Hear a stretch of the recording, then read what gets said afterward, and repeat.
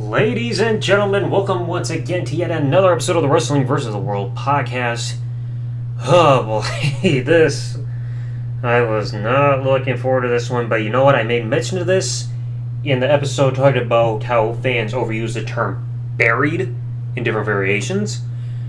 But one example I will always give that I will list as a gigantic burial was the feud between Hornswoggle and CHAVO Guerrero in 2009. The reason for this feud, I will never know. I will never understand. But this started, because I'm re-looking through all these results and everything. This all started on an episode of Superstars and kept going through Raw for a few months after this. So it started off in Superstars, apparently taped June 29, so aired somewhere around there, give or take, in maybe a few days. There was a backstage segment that happened between CHAVO and Hornswoggle, where Hornswoggle was getting chased around Vince's office by CHAVO because Hornswoggle bit him. So Vince decided, oh, you two are going to have a match. But here's the kicker. You, CHAVO, you're going to have to wrestle Hornswoggle on your knees. So a whole disadvantage right there. And of course, CHAVO would cheat where behind the referee's back, he would get back on his feet and start stumbling on Hornswoggle. But yeah, Hornswoggle still won with a tadpole splash at the end. And the match didn't even last 5 minutes. This is something that you're going to see as a recurring trend here, folks. Because I am reliving this feud just so you don't have to. But anyway, let's go on to the second match. This was July 13, 2009. Hornswoggle and CHAVO. But the special rule is that CHAVO would have one arm tied behind his back. And since when does that really ever go right in wrestling? Have we ever seen a good one like that? No. Match only lasted 2 minutes, and once again, Hornswoggle wins. I don't remember who the guest general manager / celebrity was, but this would also kind of tie into all this. Following week, July 20, 2009, the Sharp Dressed Man Tuxedo match, back when ZZ Top was a special guest celebrities that night. Pretty much the same thing as the tuxedo match, and Hornswoggle won because CHAVO had both of his legs of his tuxedo pants sewn together to the point where he could not even walk. Great booking there. Only lasted about 2.5 minutes.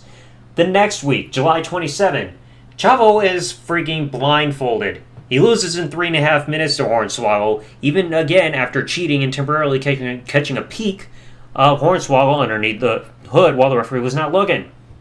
Yay. About a month after that, almost. August 17, 2009 edition of Raw. Falls Count Anywhere.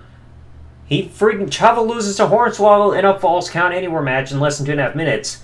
The only thing you will remember from that match is the fact that a swinging paint can on a rope hit CHAVO backstage in the face after opening a door, and after getting pinned, he's confronted face-to-face with Macaulay Culkin. Yeah, a whole little Home Alone reference right about there. The following week, the boxing match between Hornswoggle and CHAVO. CHAVO got himself disqualified in a minute against Hornswoggle after he just threw his gloves off and body slammed him. And the gloves he was wearing were extremely oversized. Oh, good lord. You're freaking getting so frustrated with a guy half your size that you just freaking body slam him. Nice. The following week, this was utterly humiliating. The Texas Bull Rope match that lasted less than 2 minutes, where CHAVO was dressed up like a cow. Suit and head in all. And again, lost to Hornswoggle. A couple weeks later, September 14, 2009 edition of Raw, he loses the tag match where Hornswoggle teamed with Evan Bourne, and himself and Carlito lost in the tag match in less than 4 minutes. It took until 2 weeks later for any kind of a recorded victory to happen where CHAVO and Chris Masters won a tag match against Hornswoggle and Santino Marella on the September 28, 2009 edition of Raw, but I don't recall CHAVO getting the win there. But it took freaking 3 months just for CHAVO to get any kind of a recorded televised victory of any kind over Hornswoggle after losing every one-on-one match he was having from that episode that was filmed in late June 2009 on Superstars all the way up to that point. It took 3 months.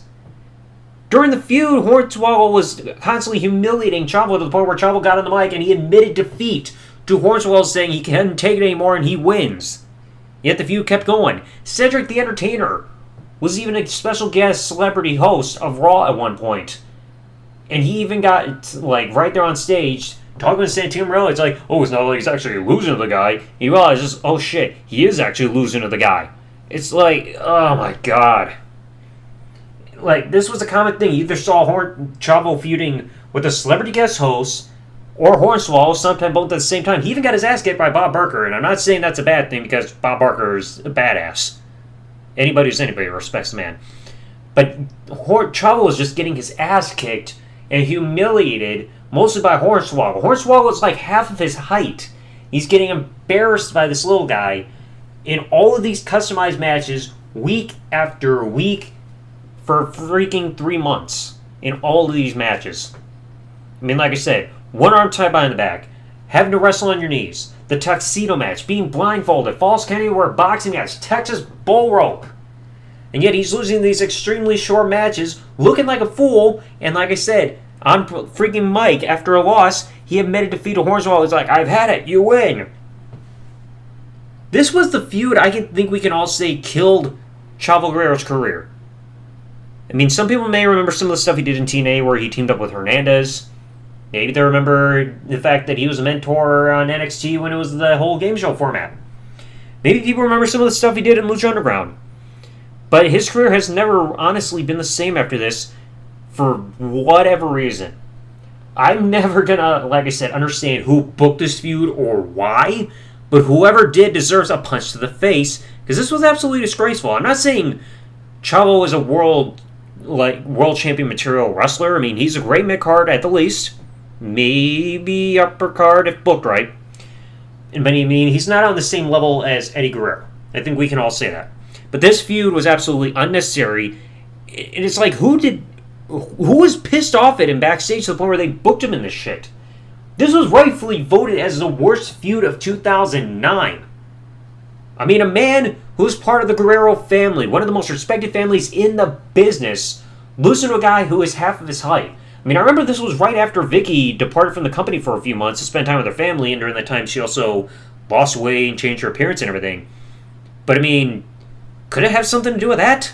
Like, Vickie suddenly disappearing? Because, like, right after Vickie left television for a while, all of a sudden, freaking Chavo's thrown into this feud. One moment he's aiding Vickie Guerrero in the feud against Santina, and the next thing you know, he's losing to a guy half his height. It's just, who booked this crap? Like that sign that DX would hold back in 97, holding up signs that say custom things. Triple H, I think, held up signs saying, who booked this crap? That's a perfect sign for this feud. So anyway, let me know what y'all thought in the comment section below. This was torture to ever have to relive.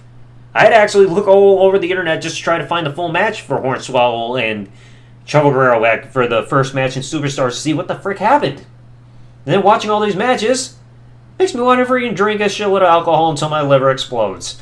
Thanks, WWE. You're being a bad influence there. Anyway, let me know what y'all thought of this feud in the comment section below. Hopefully myself going through all this spared you all the trouble of ever having to relive it, because now you remember, oh yeah, this feud was shit. So hopefully you guys enjoyed. If you did, leave a like, comment, subscribe, bell turn on or anything, or whatever platform this podcast episode may be on. And I hope to see you guys in the next episode. Thanks for watching, or listening, everybody. Thanks for watching. Like, comment, subscribe, whatever. Peace out, and good day, everybody. Peace.